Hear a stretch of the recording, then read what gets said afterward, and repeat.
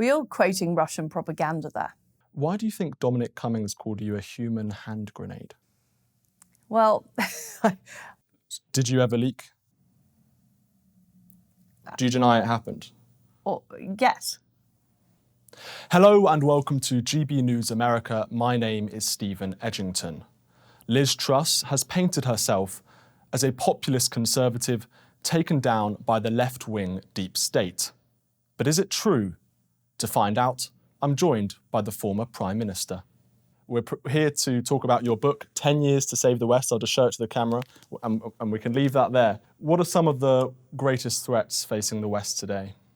Well, I think we face two major threats. One is the rise of authoritarian regimes that are intent on destroying our way of life. But the other threat is the internal threat. The fact that too much left-wing ideology has entered our institutions, entered the way of thinking of many people in the West that is fundamentally undermining our society. And, I include in that anti-capitalist, anti-sort of free market sentiments, wokery, extreme gender ideology, critical race theory, all of these ideas that were once marginal now seem to be front and centre of what many institutions are doing in the West. And I think it's fundamentally undermining our way of life and, if you like, destroying our economies and societies from within. Do you think that radical Islam is a threat to the West? And why didn't that get much of a mention in the book? Well, I do think it is a threat to the West, absolutely.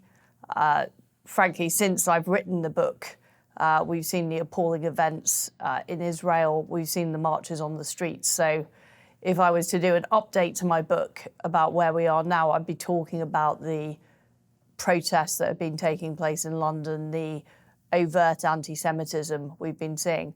I do talk about Israel in the book and the fact that too often I think the Foreign Office and other Western foreign affairs departments have been too lax about taking on anti-Israel forces across the world, but it's certainly a threat that has risen up the agenda very much in recent months. Has the Conservative Parliamentary Party been taken over by woke liberals?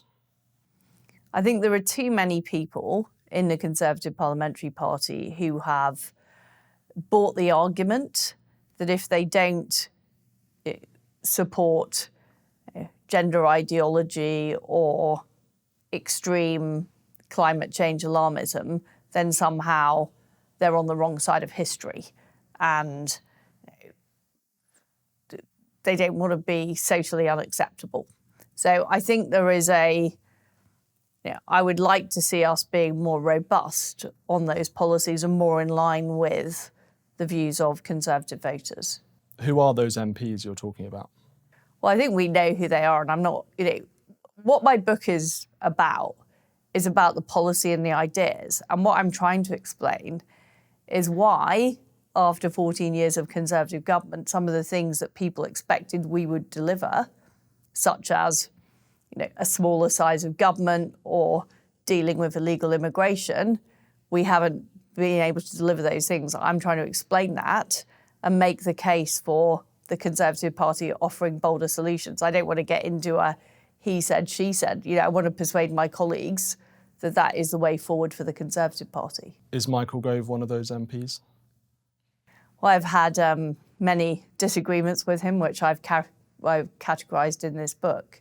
As I've said, I want to see all my colleagues support the policies that are genuinely going to transform the country in the way people want. Why do you think Dominic Cummings called you a human hand grenade?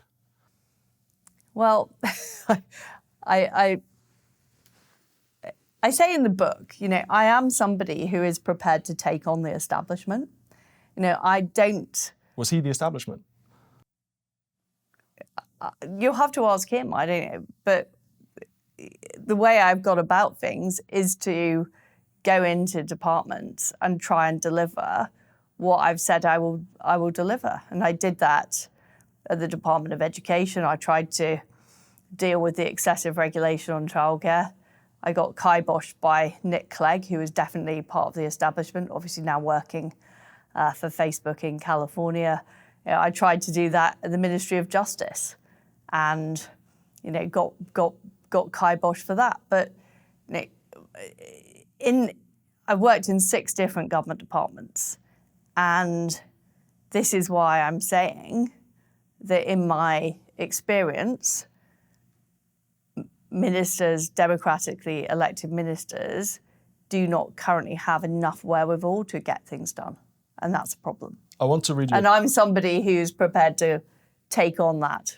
I want to read you a quote from Dominic Cummings' blog. Truss is the only minister I shouted at in number 10. The reason was for her compulsive pathological leaking. As soon as she left any meeting, she would call people like Harry Cole at The Sun, and she'd blurt out what had been said. This routinely caused chaos and often damaged the UK. Did he really shout at you in number 10? Well, I can't recall that, but I think it is a bit of a cheek for him to accuse other people of leaking. Did you ever leak? Well, I talk to journalists, but I've never leaked confidential information or anything like that. Do you think that you've hurt the cause in a way that you espouse in the book in terms of conservative beliefs, conservative values? Just looking at the way your government collapsed and the way that it's earned its reputation, I suppose, in the media and so on, do you think that you may have done more harm in one sense? If you look at the media in Britain, with the possible exception of GB News, the media is on the side of the leftist establishment, and they have sought to categorise the government I ran as being responsible for problems in the market, where I believe responsibility lies elsewhere. And I haven't seen the same level of questioning of the Bank of England, of their role in what happened in September 2022. I haven't seen genuine analysis of the problems of the Office of Budget Responsibility. And, my argument to people is, I would be delighted if somebody stepped forward and enacted the policies I believe in. But the fact is it hasn't happened. So why is that? You've got to, it's all very easy to sort of pin the blame on one person, but I think there's a broader issue. First of all, that Conservatives have not been making the case for conservative values for too long. And I include in that the case for free market economics, the case for proper control of our borders, the case for parliamentary sovereignty, the case for energy security. One of the things I tried to do in number 10 is get Britain fracking so we could reduce energy bills. But these arguments have not been made enough by Conservatives. And the second thing that's happened is a growth in the power of unelected bureaucracy and a growth in the power of quangos. And this is why the policies haven't been delivered. I know it's convenient for people to say, it's Liz Truss, but it doesn't bear any analysis or scrutiny. And the people who say this stuff are people who don't want those policies delivered. Do you regard yourself as a social conservative? Yes. Why did you describe yourself as an LGBT ally at the Tory conference in 2021?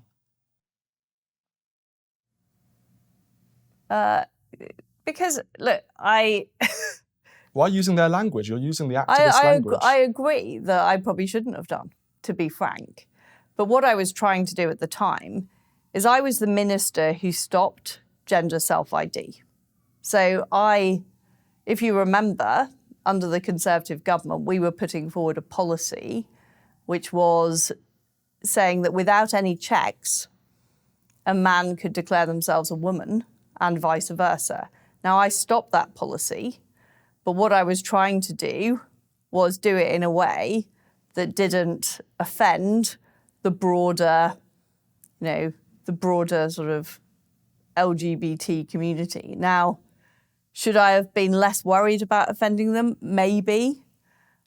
But what I was trying to do is keep all of the Conservative Parliamentary Party on side. And this is the challenge of being in government, is you have to make compromises about what you say and what you do in order to get policies through. And sometimes I'm accused of being uncompromising and just railroading my policies through or being a hand grenade. And other times I'm accused of being too compromising. I mean, well, which is it? And the answer is, you in politics, you've got to constantly make judgments about where do you compromise, what do you say, how do you bring people on board? That's what a politician has to do. In March 2021, you told ITV News, "I'm very clear that we want to make sure that transgender people are free to live their lives and don't face the type of horrific conversion therapy that has currently been going on here in the UK." Did you want to ban conversion therapy for trans people, as that quote heavily suggests? And if so, why? Shouldn't it be reasonable to tell a trans person or someone who believes that they're the opposite gender that actually they're not, particularly children who are very mentally confused or even mentally ill? Well, I agree there's all kinds of problems with the conversion therapy legislation, and it is a complete can of worms.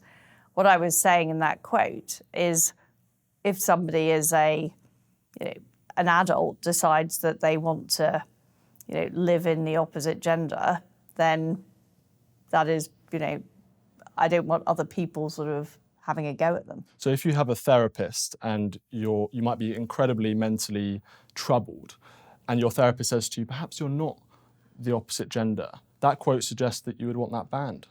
No, that's not what I was saying. I'm very clear that we want to make sure transgender people are free to live their lives and don't face the type of horrific conversion therapy that's currently been going on. Is that not exactly banning conversion therapy for trans people? Well, what I was saying is that if somebody voluntarily, I mean, this is just a very sort of convoluted discussion, but if somebody voluntarily opts for therapy, that is very different from it being forced on them. I mean, having looked at the legislation in detail, and we spent a lot of time talking about this in government, it is pretty tricky. And, what's happened in other countries does give me concern. But my basic principle, and I said this many times in Parliament, you can read my speeches, is that the under 18s should be protected from making any decision about, they shouldn't be taking puberty blockers or whatever, and over 18 should be free to make that choice. That's my general principle. Recently, you sponsored a bill in Parliament which would have ended trans people's access to the opposite sexes, bathrooms and single-sex spaces and things like that, which seems very reasonable, I think. Yet in 2022, in February, you wrote a letter to the head of the ECHR saying, quote, "The government has no interest in changing the current situation where transgender people are able to use facilities of their chosen gender." What changed in that time? Well, I think there's two different things. That the Equality Act specifically allows discrimination on the basis of biological sex. But if a transgender person wants to use a facility where that's not banned, then I didn't particularly want to change the status quo. I think it's quite a, I'm very, very clear that, for example, for the under 18s, that shouldn't be the case. But for the over 18s, that's a matter for the specific club or organisation. But your recent bill to Parliament would have ended that access for trans people to use bathrooms of the opposite sex. That's exactly what you said in a quote talking about the bill. What it does is it protects it on the basis of biological sex, where the organisation determines that.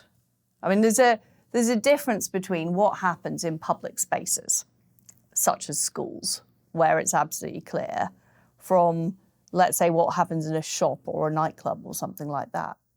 I want to talk about the civil service. It's a really complicated issue, and what I was trying to do, and I was the minister that actually stopped self-ID happening. What I was trying to do is make sure that we weren't seeing people persecuted for their choices as adults whilst trying to protect people on the basis of biological sex. And you also banned Stonewall or attempted to ban Stonewall, I should say, because it didn't quite work, and I've done some reports on this, but you attempted to ban Stonewall from government departments, the Champions scheme, which I have to say, all credit to you for doing that, because I think that was an excellent decision.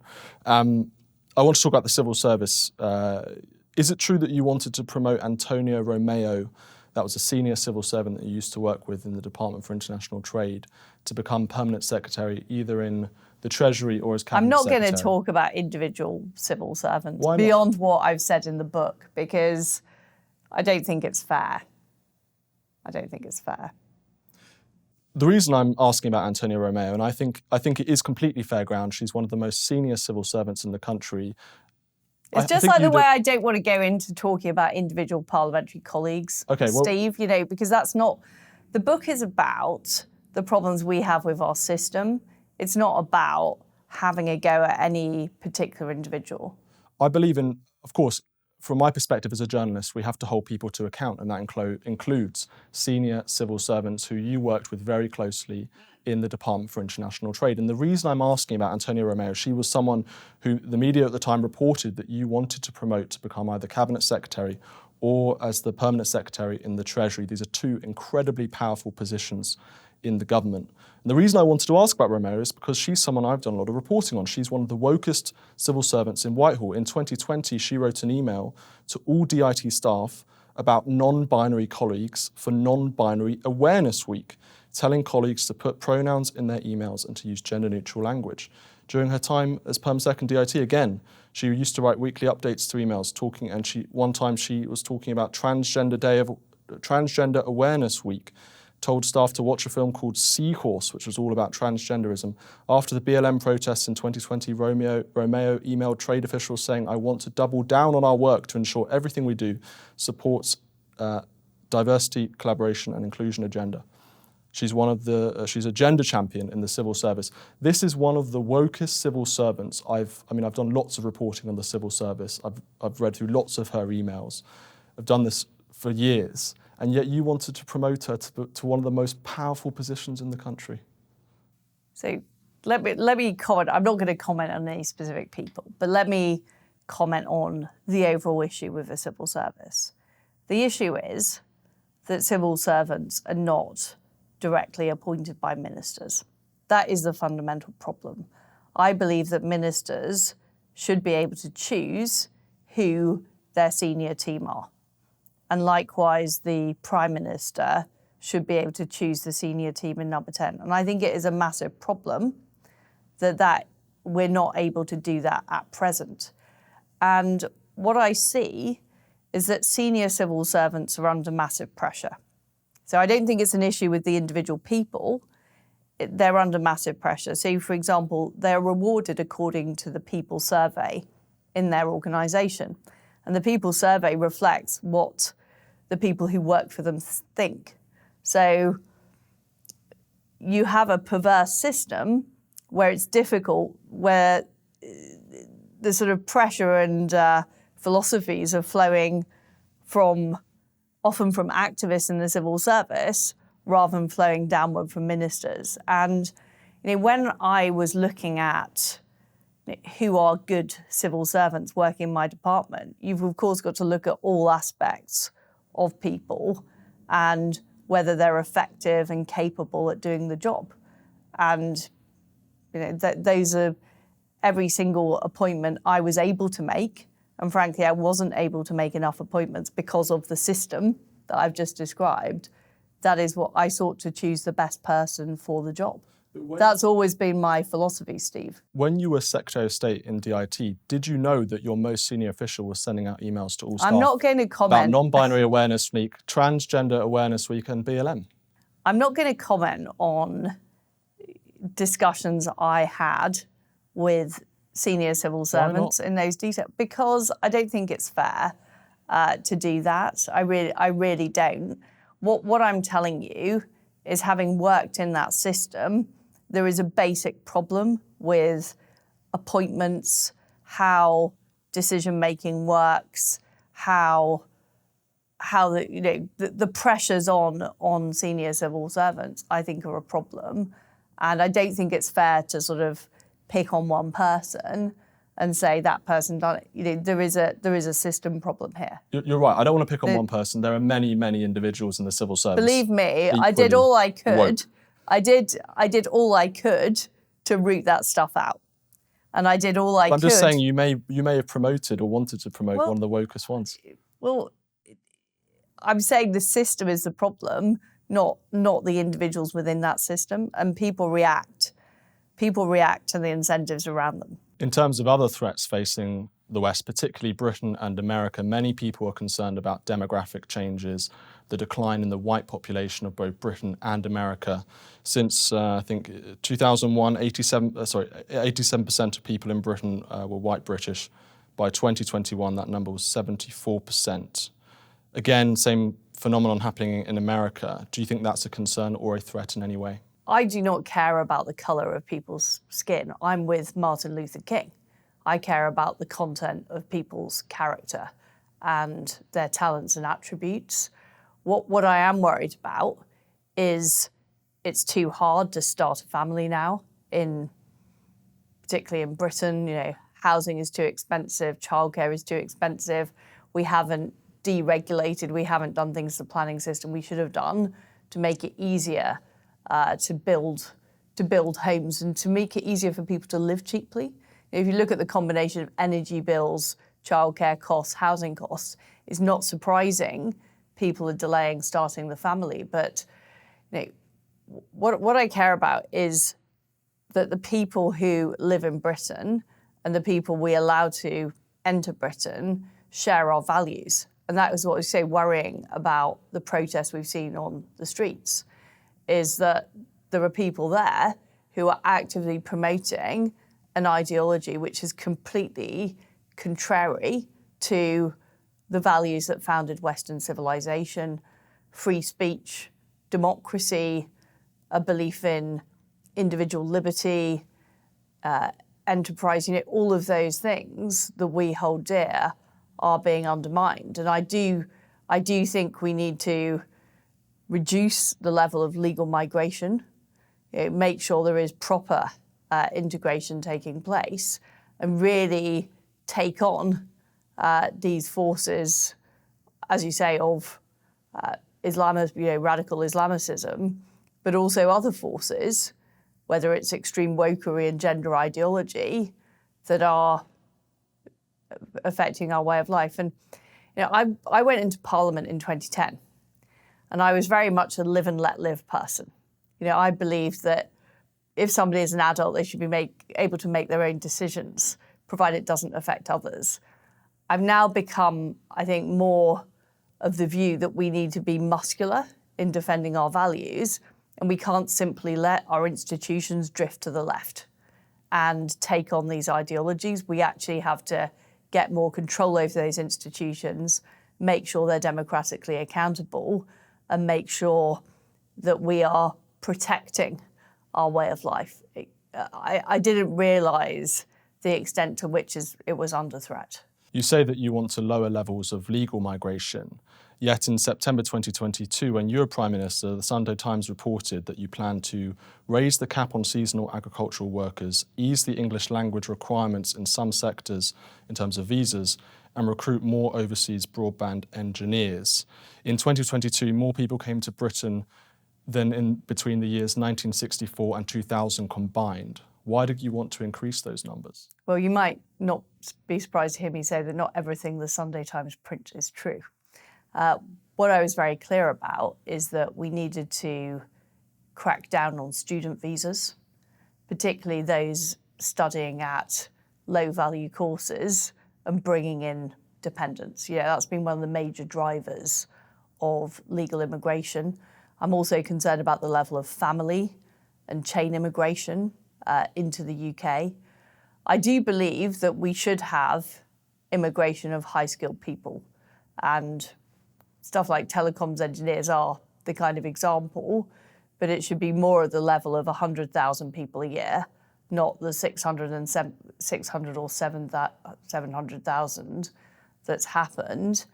And there is a real imbalance between the skills and capabilities that, you know, everyone I speak to the public will say, yes, we should, to deal with some of the issues in the NHS, we do need to bring doctors into the country, or we do need to bring in high-skilled people.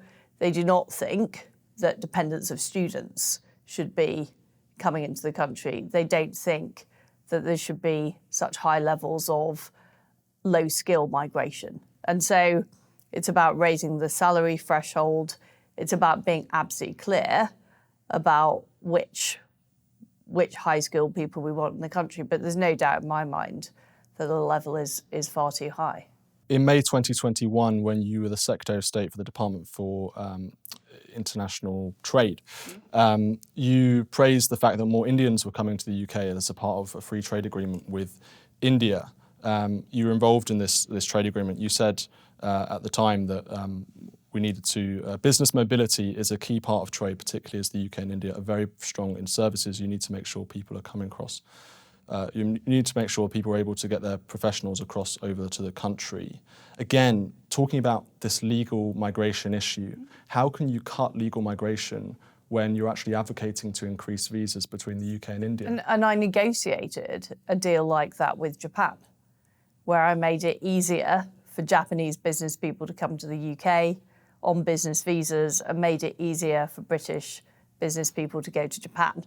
And likewise with Australia, I negotiated a deal where it's easier for the under 35s from the UK to go and live and work in Australia, and Australian under 35s to go and live and work in the UK. And I'm very happy to justify that, and I'm happy to justify high-skilled Indian business people coming to the UK and vice versa. So you think it should be easier?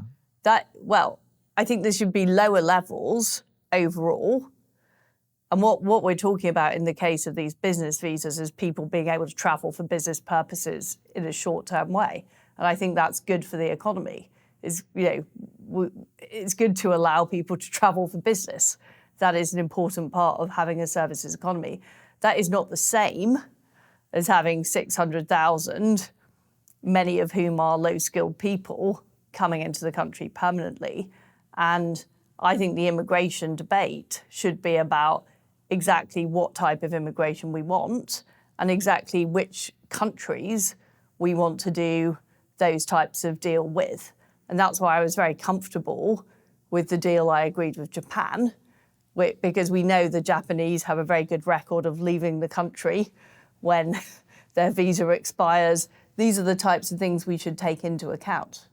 But isn't it true that around the cabinet table during the last 10 years, every single minister has basically said, yes, I agree that we should lower net migration, but in my department, we should increase visas and increase immigration. Each department lobbies for their own numbers of visas. In your case, Department for International Trade, of course, health and social care visas, you could apply that to the Department for Health. The Department of Trade is different because... But do you agree with the fundamental point of my question? Yeah, I get that. But the Department of Trade is actually negotiating the deals. So that's a different position from a department like business who just want more people coming into the country. So, but I was going to answer your question, Steve, which is yes, and we have got a problem with our economic modelling saying that it doesn't matter, which essentially does. It doesn't count the quality of the people or the particular purpose of people being in the country. It just counts the numbers.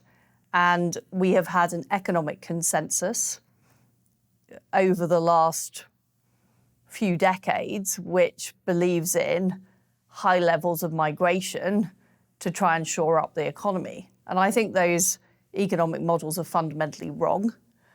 In fact, we've done work with the Growth Commission, which is this new think tank I'm involved in, showing that high levels of immigration actually reduce GDP per capita over time.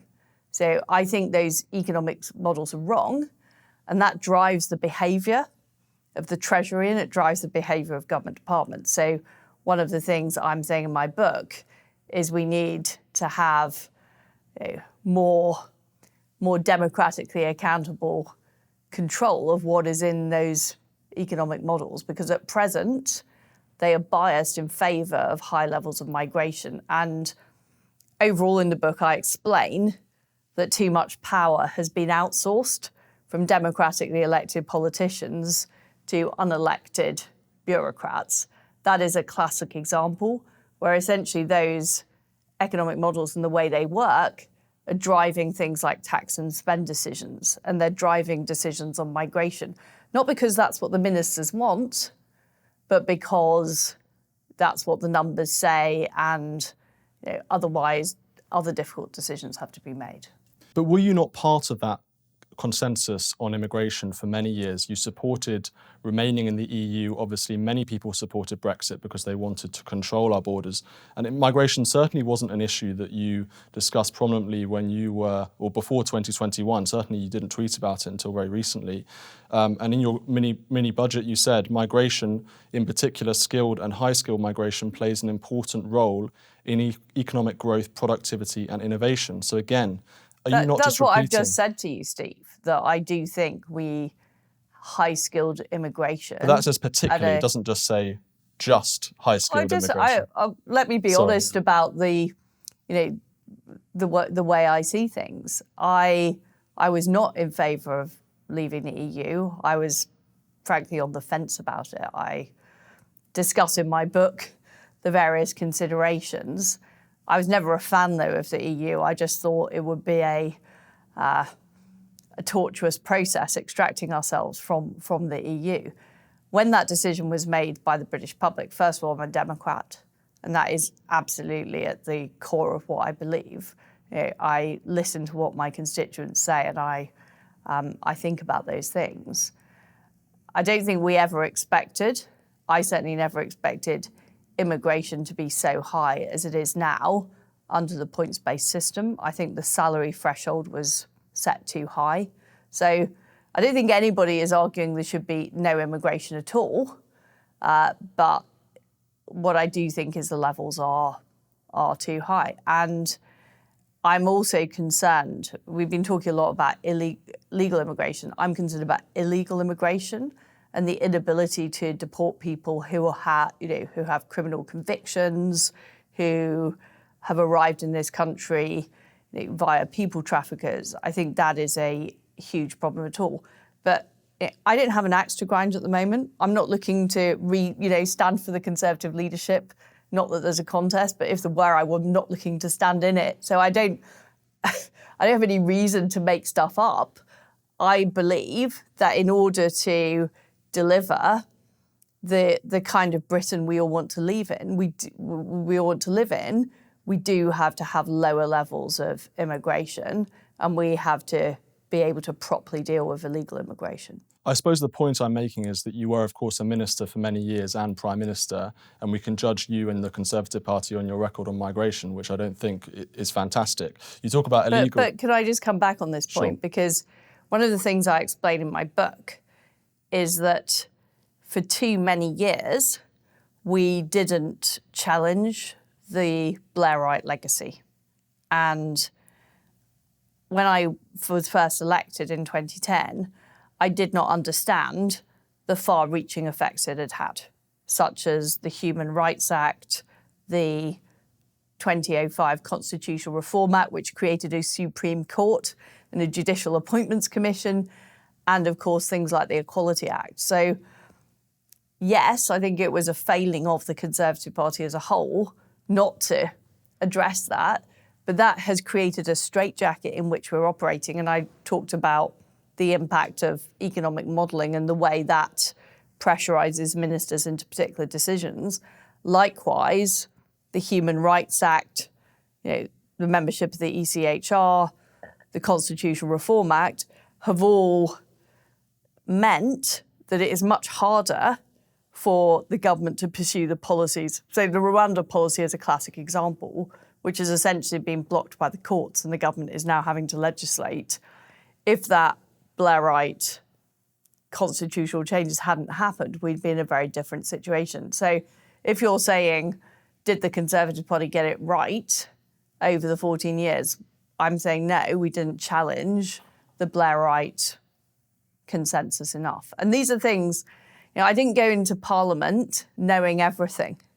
A lot of the the things I'm talking about in my book and in this interview, I learnt through bitter experience of being a minister and banging my head against a brick wall on various issues. Now, I was never in the Home Office, so immigration was never my specific brief, but certainly on the briefs I had, whether it was on dealing with the climate alarmists or dealing with the education establishment or dealing with the Treasury establishment, I just know how hard it is to change things because we have created, or an environment has been created that is very difficult to deliver conservative policies in. Let's talk about the ECHR, the Human Rights Act, illegal migration.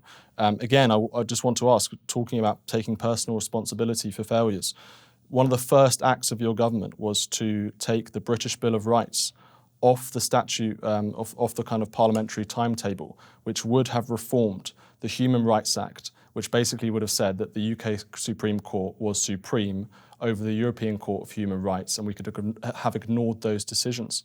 So shouldn't you have taken responsibility for that failure in particular by removing the British Bill of Rights off the parliamentary timetable? You were in effect challenging your own policy today that you're talking about, reforming the Human Rights Act and leaving the ECHR. I don't agree with that at all, because I don't think there should be a British Bill of Rights. I don't think there should be the Human Rights Act either. But I think creating a British Bill of Rights will simply expand the number of problems we have with difficult legislation. I think the pre-97 situation that we had before the Human Rights Act was created was better than the situation since. And I haven't been a supporter of the Bill of Rights within the British Bill of Rights within government, because I believe it is exactly the type of legislation that all sorts of other stuff gets attached to. It becomes a Christmas tree. It's very difficult. And human rights existed before Tony Blair invented the Human Rights Act. So no, I don't agree with a British Bill of Rights. And the recommendation in my book is that we repeal the Human Rights Act, not that we create a new act, which I believe would add additional problems. You talk about 100,000 people coming a year as being an optimal number in terms of net migration. To many people, that would seem very high, particularly by taking into effect that in the last 20 years, more people have come to Britain than in the previous 1,000 years. In 2022, as I said earlier, more people came to Britain than between 1964 and 2000 combined. I want to ask about Enoch Powell. He was a famous British politician, espoused free market values, but also he was obviously very controversial on immigration. He made the famous Rivers of Blood speech in which he said, part of it, "Here is a decent, ordinary fellow Englishman who in broad daylight in my own town says to me, his Member of Parliament, that the country will not be worth living in for his children. I simply do not have the right to shrug my shoulders and think about something else." He's talking about a constituent there. Do you think that Enoch Powell was right to warn about immigration in that way? Well, I don't think the way he said it was right, but I do think he highlighted an issue that people are concerned about. And I think it is an issue on which the establishment, the political elite, the M25 class have been out of touch with the public on. And when I go canvassing in Norfolk, it is an issue that is raised on the doorstep with me all the time. And a lot of people are concerned that they feel if they raise this issue, that somehow they'll be accused of being racist or it's not acceptable for them to say that. And I think that's a problem. Politicians have to listen to the public, and we can't just brush stuff under the carpet if it is not acceptable in London dinner party circles. So I think there was a point there. Has the Conservative Party betrayed its voters on immigration? Well, we certainly haven't delivered what our voters want. Well, you said I one mean, thing and I you would did the say, other. I would say that part of it, as I've explained, is a failure to really understand the implications of how Tony Blair changed the Constitution and changed the system. I think part of it is, there's been a huge amount of issues the government have been dealing with, namely things like COVID. But I I certainly don't think we've done enough on it. And, I voted for a tougher version of the Rwanda bill. I want to see, and I've said this publicly, higher thresholds for legal immigration. So yes, we need to do more. Peter Hitchens once wrote, "I don't think Liz Truss has any consistent beliefs, so instead she bought some opinions on eBay." He's been very critical of you for being a former Liberal Democrat, for supporting in 1994, we're going back a long time, abolishing the monarchy. And obviously I've talked a little bit in this interview about your views on immigration. Maybe they've changed, maybe they haven't, I don't know. But do you think that perhaps you're one of those Conservatives who have come to the game a bit late in terms of espousing Conservative values, the answer you've just given? Well, I explain all of my policies in the book, but it's very easy for people who are commentators, who haven't worked in government, who haven't dealt with the issues of being in government, to say X, Y, Z about politicians. And whatever my differences with other politicians, I do respect the fact that they're prepared to put themselves forward and they're prepared to run for election. So let's talk about foreign policy. When it comes to foreign policy, do you favour a Gladstonian or more Disraeli point of view? Well, in what way are you talking about? Gladstone was very much a moral politician in terms of his foreign policy outlook. He viewed foreign policy through the lens of morality and protecting Christians, for example, in the Balkans, whereas Disraeli was far more practical and more of a Bismarckian figure in terms of his foreign policy. He was far more. I don't think we're living in that world anymore, Steve. I think we're living in a world where there is a serious threat that authoritarian regimes could win. That's the world we're living in. This is existential for the West. This is not about morality. Of course, morality must come into foreign policy and realpolitik. That's the question I'm asking. Is basically, but morality comes into the whole. The way I see it is that the United Kingdom, the United States, where we are at the moment, are based fundamentally on Christian values. And that is what informs our thinking about our societies. And so that is what is the moral basis of the way we live. That is the moral basis of the way we live. And we are under threat from authoritarian regimes that don't share those values and want to undermine our way of life. And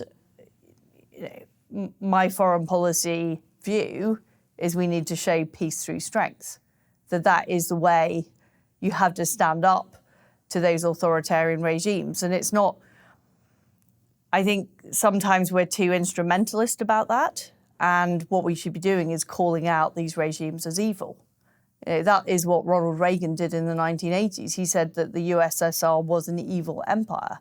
And I think that is correct. Was it right for you to have called or encouraged British people to go and fight in Ukraine when you were Foreign Secretary? Do you regret that?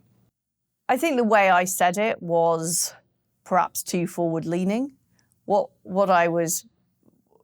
the sort of philosophy behind it was that I think it's a moral war that's being fought by the Ukrainians, and I didn't want British people to feel, I wasn't encouraging them to go. I just felt that it was a moral cause. Can you tell us about the meeting you had with the Russian Foreign Minister Sergei Lavrov just before Russia invaded Ukraine, in which the Russians claimed at the time that you mixed up some of their territory? You said that Russia should never have sovereignty over these regions when in fact they were regions already in Russia. Did that version of events happen? Well, you're quoting Russian propaganda there. You completely deny it, because at the time no Whitehall sources denied that this happened. Well, do you deny it happened? Well, yes. Let's talk about America. We're in America. Why do you support Donald Trump?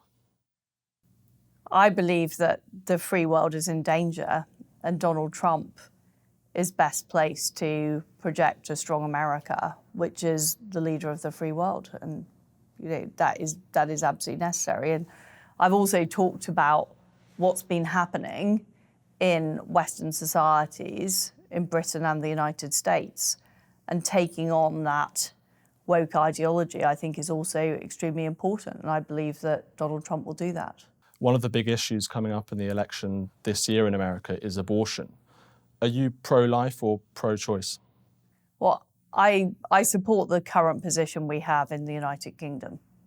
So that's, I think, 21 weeks. I might have got that quite wrong, but basically you're pro-choice. Was the 2020 election stolen? No. So you disagree with Trump on that one?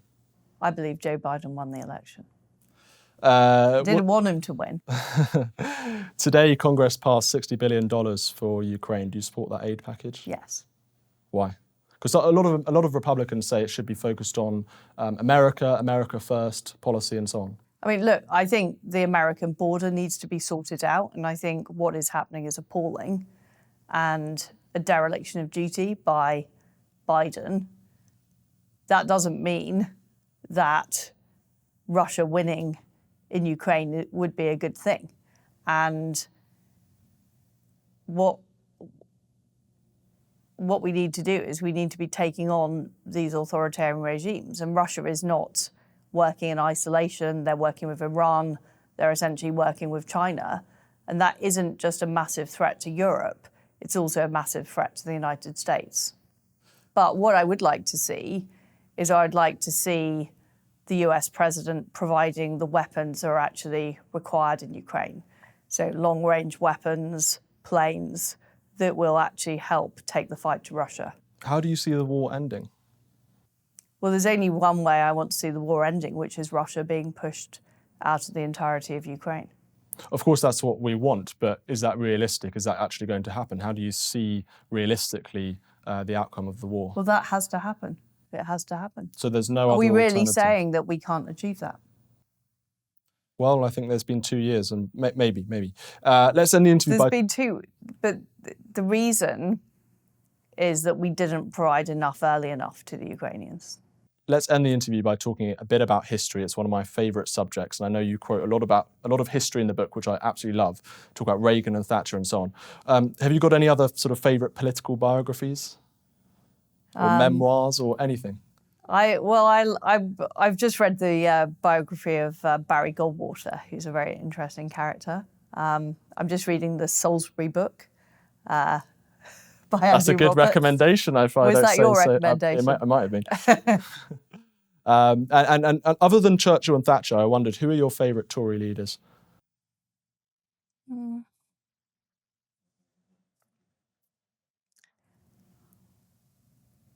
Well, I like Javier Milei. But he's not Or a would Tory. you call him a Tory? No, we need a Conservative Party leader. There's been many, Oh, right, many. I see. Well, I think in the world at the moment, he's the one that is delivering Conservative policies. Give me an answer. So we've got Stanley Baldwin, we've got Lord Salisbury, we've got, I think William Pitt the Younger was actually a Whig at the time. I like Robert Peel. Robert Peel. Robert Peel. That's He's a good answer. Yeah, He's I like good. that. So are you interested generally in Conservative Party history and politics and so on? I mean, so obviously in the post-war years, there was a huge issue of the economic consensus that was being pushed by, unfortunately, Conservative politicians. Do you see a bit of a kind of comparison to today, maybe? I do think we are in another economic consensus that hasn't worked for Britain, and we need to escape that. And there's a lot of groupthink. And this is what I struggled with in my time at Number 10, is that previously it had been understood that if you have too much regulation, if taxes are too high, if government is too big, that holds back the economy. And I think that understanding has been lost. And also the understanding of the importance of monetary policy. Monetary policy has now been entirely outsourced to the Bank of England. And I don't believe that has worked. What do you think is the one issue that we should be talking about today that people aren't talking about? Well, it's hard people talk about everything, so it's kind of hard to think What's one of those issues that you think is just underreported, or something people don't talk about enough, I should say? I would actually say it's the economy. I think there is not a great understanding of what is driving economic forces now, particularly amongst political journalists, and I think that is a huge problem. There's an economic literacy problem, perhaps. Yes. Thank you so much, Liz Truss, for joining us. I Good to appreciate be on your it. show.